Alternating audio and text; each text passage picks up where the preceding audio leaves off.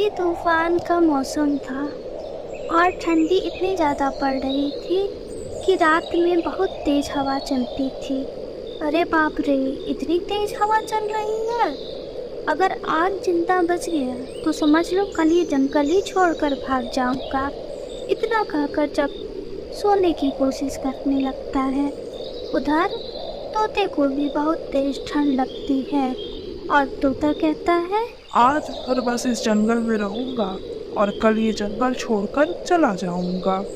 अगले दिन सुबह होती है और जग्गू तुरंत लाडो के घर की ओर निकलता है और लाडो से कहता है, लाडो लाडो, चलो ये जंगल छोड़कर हम चलते हैं, क्योंकि रात में इतनी तेज हवाएं चल रही है कि हमारा जीना बहुत मुश्किल हो रहा है।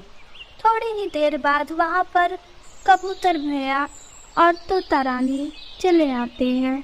तोती रानी कहती है, हाँ हाँ, ठंडी तो बहुत ज़्यादा है। मैं भी सोच रही हूँ कि ये जंगल छोड़कर यहाँ से कहीं और चलते हैं।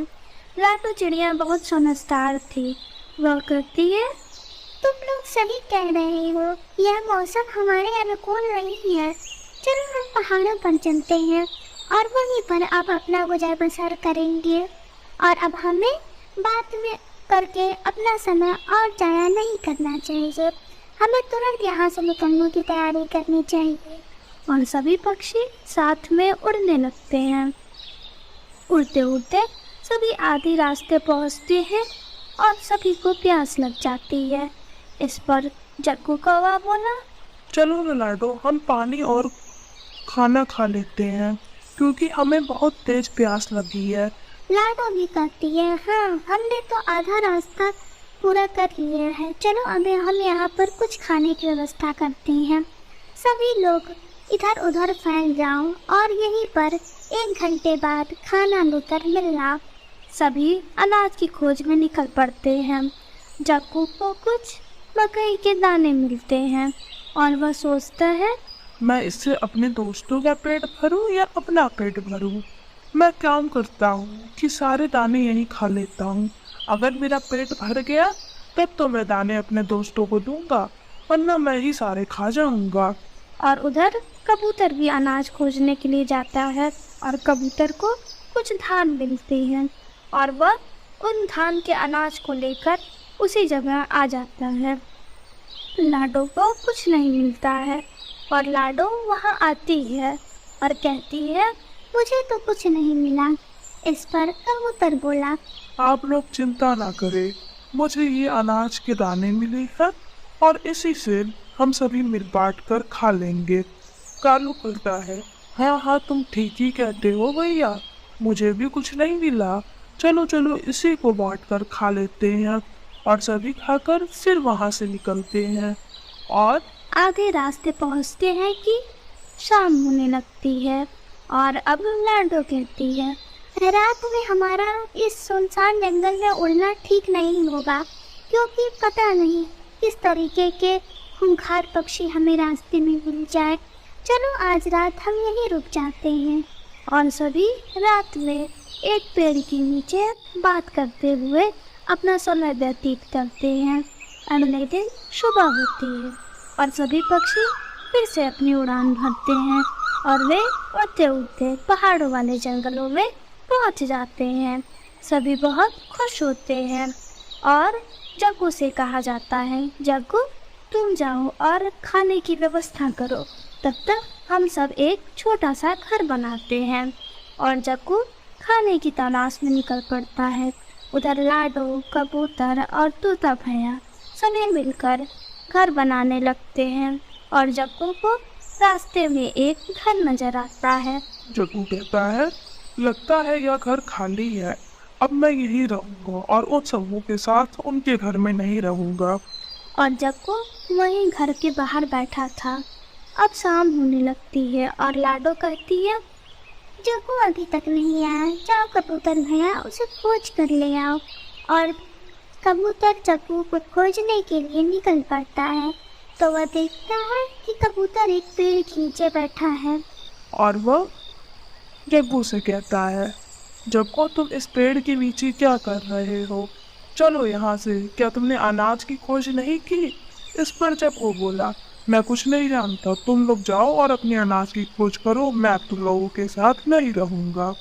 कबूतर उसकी आदत जानता था और वो चुपचाप वहाँ से चला जाता है और लाडो से कहता है, लाडो मैं जानता था कि जग्गू ऐसा ही करेगा और वो अब हमारे ग्रुप से बाहर हो गया है।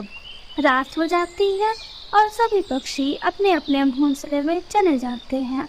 उधर जग्गू अपने घोंसले के अंदर जाता है और रात में कुछ पक्षी आते हैं और जग्गू को वहाँ देखकर उसकी खूब पिटाई करते हैं और अपने घर से बाहर निकाल देते हैं।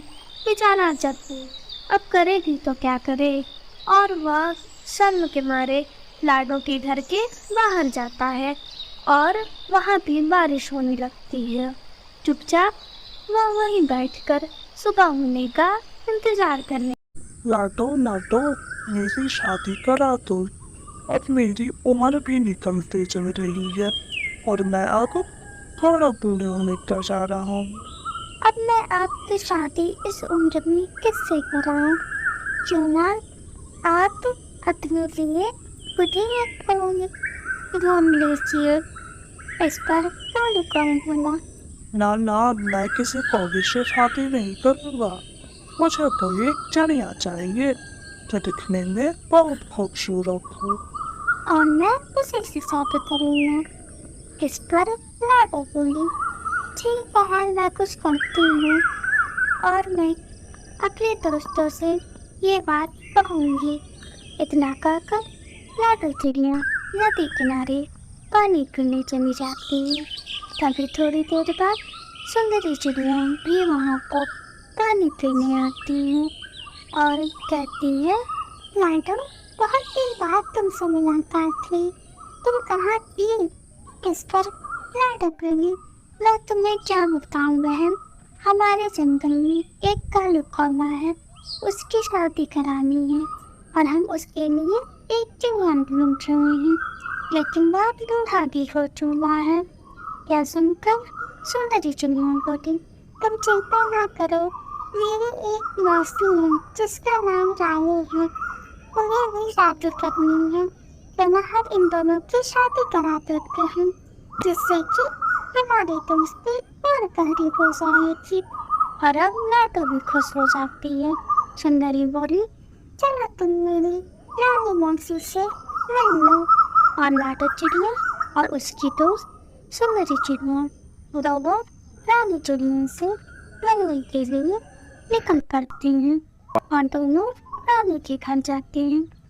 और सुंदरी चिड़िया बोली, देखो मौसी, वह मेरी दोस्त है और इसलिए तुम्हारे लिए खाने को भेजा है जो बहुत ही सुंदर है।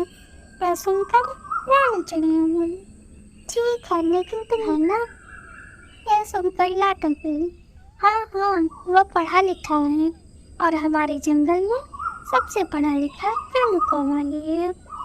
इतना सुनकर रानी चिड़िया बहुत खुश हो जाती है और कहती है, ठीक है, हम 2 दिन बाद शादी करेंगे। और अब लाडो चिड़िया कालू कौवे के घर जाती है और कालू से कहती है, कालू कौवा सुनो, मैंने तुम्हारे लिए एक चिड़िया बेची है, इसका नाम रानी है, लेकिन वो चाहती है कि उसका चेहरा पढ़ा लिखा हो, इसलिए आपको अब पढ़ाई करनी होगी। मैंने तो बचपन से ही नहीं पढ़ाई की, तो अब क्या करूँगा? आप आज छोटे भैया के घर चले जाइए और उससे कुछ पढ़ना लिखना सीख लीजिए, तभी आपको शादी हो पाएगी। ठीक है, मैं जाता हूँ। और रात हो जाती है। रात में कालू कौवा तोते के घर जाता है और कहता है, तो भैया दरवाजा खोलो।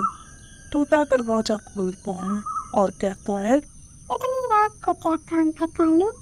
उसमें कालू बोला, मुझे कुछ पढ़ना सिखा दो, 2 दिन बाद मेरी शादी है, वरना मेरी शादी भी नहीं हो पाएगी। तोता बोला, ठीक है। और तोते ने कहा, तुम बोलो 1 2 3 4 5। 2.4 इस पर तोता बोला, इतनी जल्दी पढ़ाई करने नहीं आने वाली है। तुम ऐसा करो कि किसी तरीके से अपना नाम लिखना सीख लो और मैं तुम्हें एक डिग्री बनाकर दे दूंगा। क्या सुनते? कालू बहुत खुश हो जाता है और अपनी डिग्री बनवा लेता है। कुछ दिन बाद सभी बाराती के रानी चिड़िया के घर चले जाते हैं और रानी चिड़िया बोली, तुम्हें क्या क्या आता है?